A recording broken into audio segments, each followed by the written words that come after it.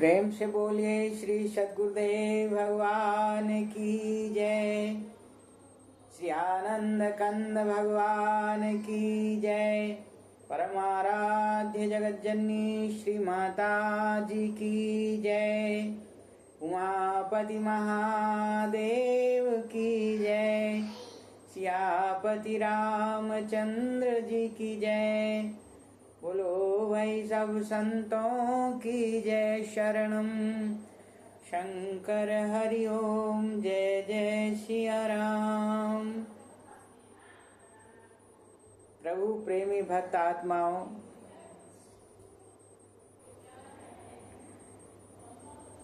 प्रेमी सज्जनों, भाई बहनों,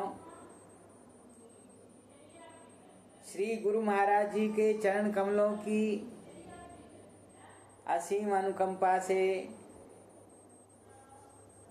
और हरि बोल यूट्यूब चैनल के माध्यम से आज हम फिर एक सत्संग की कड़ी के अंदर प्रवेश कर रहे हैं। सज्जनों, जैसा कि पहले भी मैंने बार बार कहा है, सत्संग बड़ा भाग्य का विषय है। सत्संगत दुर्लभ संसारा, निमिख दंड भर एक ही बारा। जब बहुकाल करी है सत्संगा, तभी होए संशय का भंगा। संत तुलसीदास जी महाराज कहते हैं कि बड़े भाग्य से सत्संग की प्राप्ति होती है।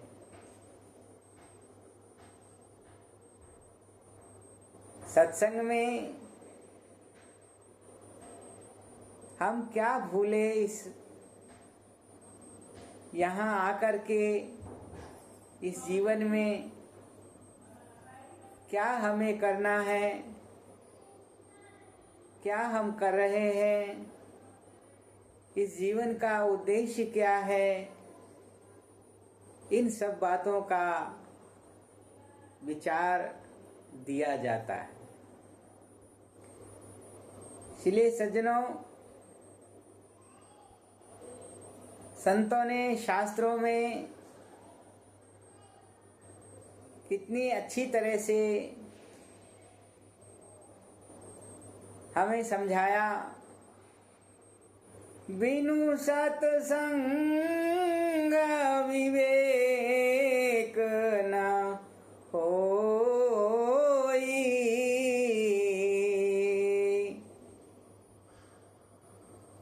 बिनु सत्संग विवेक न होई। राम कृपा बिनु सुलभ न सोई। और वह बिना भगवान की कृपा के प्राप्त नहीं होता है। सत्संग बिना प्रभु की कृपा के सुलभ नहीं होता है। इसलिए तो कहा गया, सुत दारा और लक्ष्मी पापी घर भी हो। संत समागम हरि कथा तुलसी दुर्लभ दो। तुलसीदास जी कहते हैं, सुत माने पुत्र, सुंदर पुत्र भी हो। दारा माने स्त्री, सुत दारा, और लक्ष्मी, घर में धन वैभव भंडार हो, भौतिक साम्राज्य पूरा हो। रावण के पास ये सब कुछ था। सुत दारा और लक्ष्मी, पापी घर भी होए। संत समागम हरि कथा तुलसी दुर्लभ दो। ये दोनों चीजें जो हैं, कहते हैं कि दुर्लभ है। इसलिए सज्जनों, सत्संग को हमें बड़े दत्तचित होकर के एकाग्र मन से और श्रवण करना चाहिए। कहते हैं मज्जन फल पेखिए तत्काला, काक होई पिकवा कहीं मराला। सुनी आश्चर्य करही जन कोई, सतसंगति महिमा नहीं गोई, सतसंगति महिमा नहीं गोई। कहते हैं मज्जन फल पेखिए तत्काला, सत्संग का जो फल है कहते हैं तत्काल मिलता है। मज्जन फल पेखिए तत्काला, काक होई पिक बकऊं मराला। कैसे? कहते हैं कौआ जो है कोयल बन जाता है, स्वभाव में परिवर्तन हो जाता है।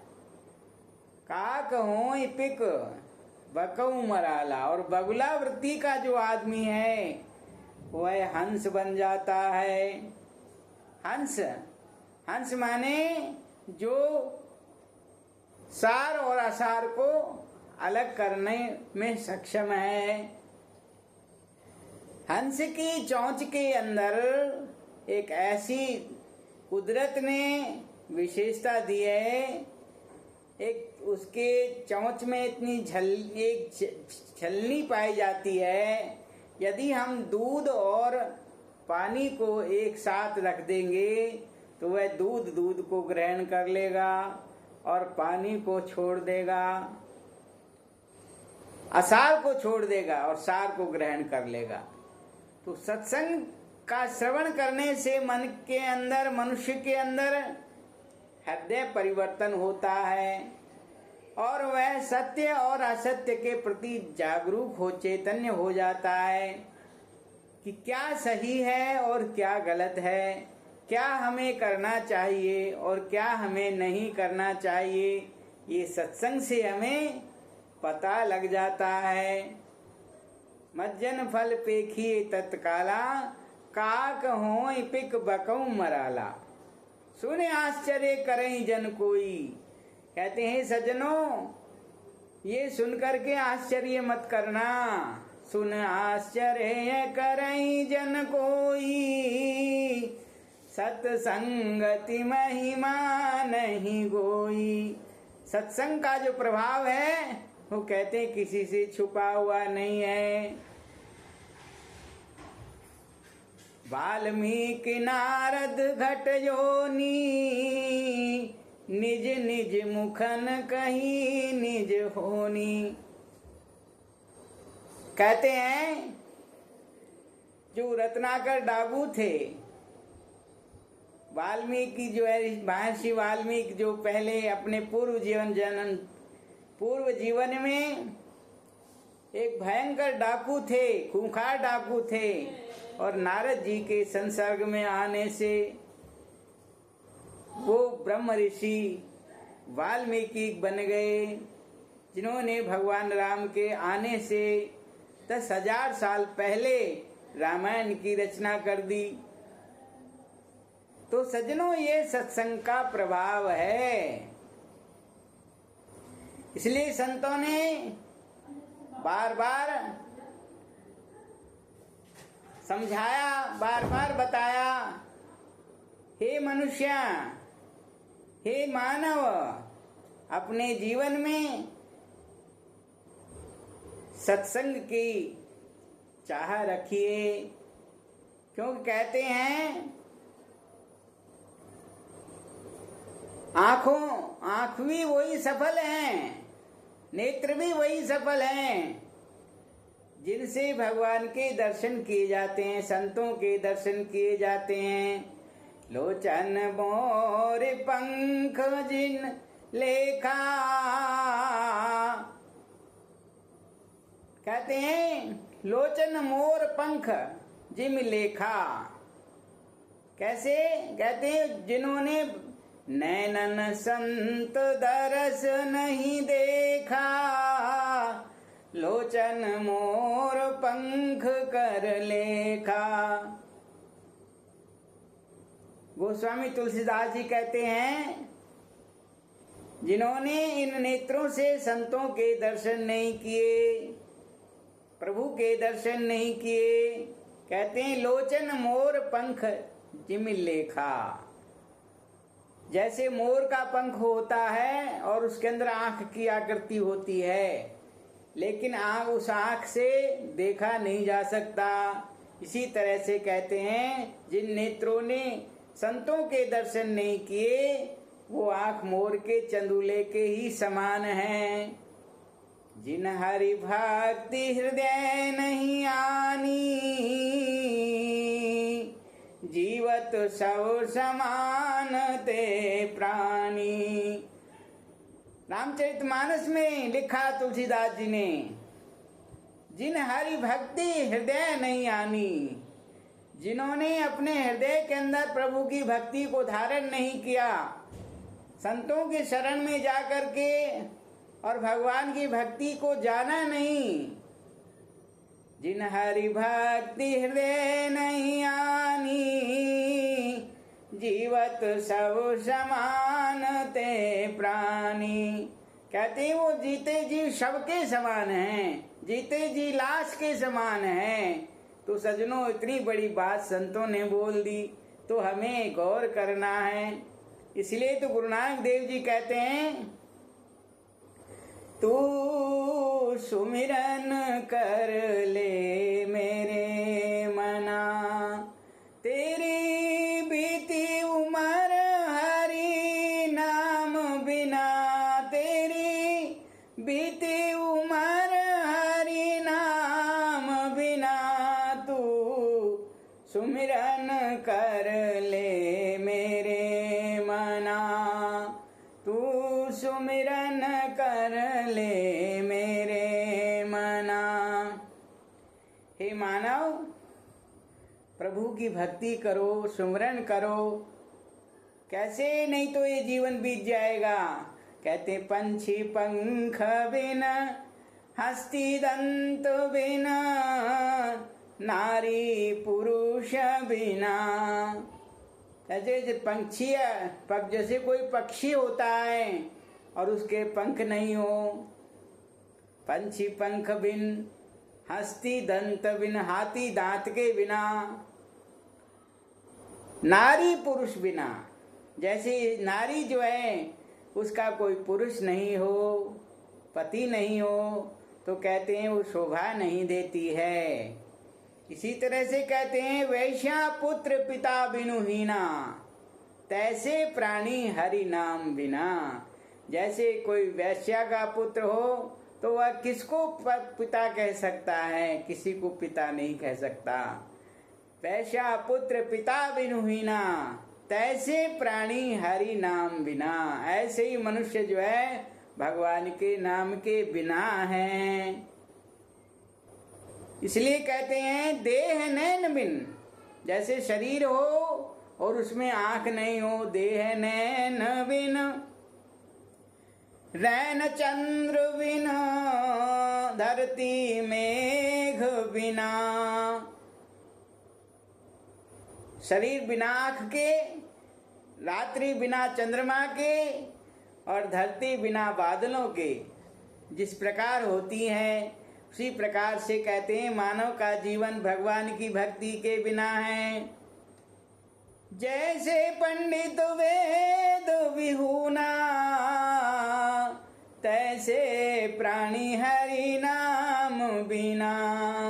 जैसे कोई पंडित हो, पंडित कुल में, ब्राह्मण कुल में जन्मा हो और उसके कर्म ब्राह्मण जैसे न हो, वेद विहुना, वेदों से शास्त्रों से उसके अनुसार उसकी दिनचर्या न हो, उसका आचरण न हो, तो कहते हैं ऐसे जैसे प्राणी हरि नाम बिना। ऐसे ही कहते हैं वो प्राणी जो है भगवान की भक्ति के बिना है, शोभा नहीं देता है।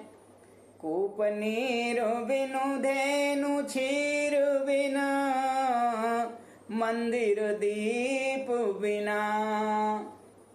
किसी कुएं में अगर जल नहीं हो तो वो भी शोभा नहीं देता। कूप नीर बिन, धेनु क्षीर बिन, गाय के नीचे दूध नहीं हो तो गाय की भी कोई कदर नहीं होती है, अच्छी नहीं लगती है, शोभा नहीं देती है। कूप नीर बिनु धेनु क्षीर बिनु, मंदिर दीप बिना। किसी घर के अंदर, मंदिर के अंदर यदि दीपक की रोशनी न हो, लाइट न जलती हो तो कहते हैं वो भी शोभायमान नहीं होता। जैसे तरुवर फल बिनु हीना,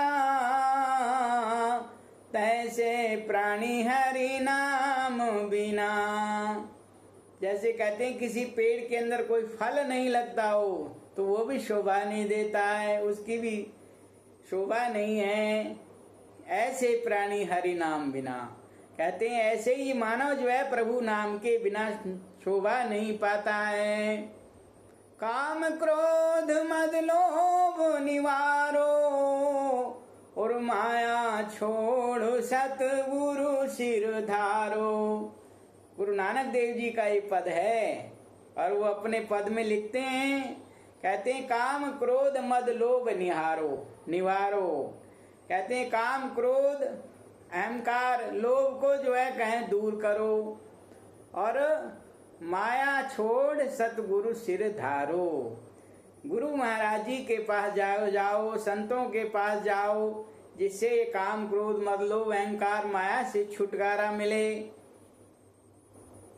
नानक कहे सुनो भगवंता, या जग में नहीं को अपना। तू सुमिरन कर ले मेरे मना, तेरी बीती उमर हरि नाम बिना। सजनों, गुरु नानक देव जी कहते हैं इस संसार में कोई किसी का नहीं है, कोई अपना नहीं है। हम एक दिन अकेले आए थे और अकेले ही हमें जाना पड़ेगा। इसलिए हमें उस दिन की उस दिन की याद कि जिस दिन चल चल चल होगी। कहते हैं संत, कहते हैं उस दिन के लिए तैयारी करो। जो हमारे साथ जाने वाली चीज है उसका संग्रह करो, उसकी चिंता करो। इसलिए तो गुरु नानक देव जी कहते हैं, नानक कहे सुनो भगवंता, या जग में नहीं को अपना। गुरु नानक देव जी कहते हैं अपना कौन है? अपना सिर्फ परमपिता परमात्मा है। वो मालिक सबका एक है, जिसने हमें बनाया है, जिसने हमें जीवन दिया है, जिसने हमें श्वास, हमें इस जीवन में बेशकीमती श्वास दिए हैं, और हम उस श्वासों को लेकर के संसार में सारे कार्य कर रहे हैं, लेकिन उसकी याद को नहीं कर रहे हैं, उसका सुमरन भजन नहीं कर रहे हैं। तो कहते हैं सजनों, हमारी बात यह है, उत्तम कुल में जन्म या कर जो करनी न उत्तम होए। सुवर्ण कलश सुरा भरा, साधु निंदति सोए। कहते हैं उत्तम कुल में जन्म या, ये मनुष्य जीवन हमारा उत्तम कुल है। उत्तम कुल में जन्म या जो करनी न उत्तम होए। अगर हमारे कर्म अच्छे नहीं हुए तो कहते हैं जैसे सुवर्ण कलश सुरा भरा, जैसे सोने के कलश हो, उसके अंदर अगर शराब भर दी जाए तो कहते हैं वो शोभा नहीं पाती है, वो तो अमृत भरने योग्य है। इसीलिए सजनों, ये जो जीवन है इसमें प्रभु भक्ति नाम का अमृत हमें पाना है, भरना है, तभी हमारा मानव जीवन सार्थक है। इसलिए कबीर साहब कहते हैं, चलती चक्की देख कर दिया कबीरा रोए, दो पाटन के बीच में खा साबुत बचा न कोई। कहते हैं भाई, धरती और आकाश, इन दो पाटों के बीच में कहते हैं सारा संसार पीसा जा रहा है। लेकिन उनका पुत्र कमाल था, वो कमाल कहने लगा, चलती चाकी देख कर दिया कमाल ठटियाए, और जो किली से लग रहा ताको काल न खाए। कमाल कहने लगा। उनका जो पुत्र था, कहते हैं चलती चक्की देखकर कमाल जो है हंसने लगे। कबीर साहब ने हंसने का कारण पूछा तो बताते हैं, कहते हैं जो कीली से लग रहे ताको काल न खाए। जैसे चक्की में जो दाना होता है और कीली के पास जो दाना लगा रहता है उसका बाल भी बांका नहीं होता, वह पिस करके आटा नहीं बनता है। इसी तरह से सज्जनों, जो प्रभु नाम की कीली के साथ लगे रहते हैं, जो संतों की सेवा में, संतों के सत्संग में, हरि कथा में अपने जीवन को लगाते हैं तो उनका जीवन धन्य हो जाता है, उनका जीवन भी जो है सफल हो जाता है। इसलिए सज्जनों, ज़्यादा न कहते हुए मैं तो आप सबसे यही प्रार्थना करूँगा, ये जीवन अनमोल है, मनुष्य जीवन अनमोल रे, माटी में ना रोल रे, अब तो मिला है फिर न मिलेगा, कभी नहीं कभी नहीं कभी नहीं रे। तो सज्जनों, ये सुंदर अवसर मनुष्य जीवन पाने का हमें मिला है। इसमें हम गुरु महाराज जी से सत्संग प्राप्त करके, सेवा करके, उनसे आत्मज्ञान को प्राप्त करके मनुष्य जीवन को सफल बनाएं। इतना ही कह करके आज के इस कड़ी को विश्राम देंगे। आप सबका मंगल हो, आप सबका कल्याण हो। गुरु महाराज जी कृपा सब पर, भक्तों पर बनी रहे, इसी कामना के साथ सबको जय श्री सच्चिदानंद। हरि शरणम हरि शरणम हरि शरणम हरि शरणम।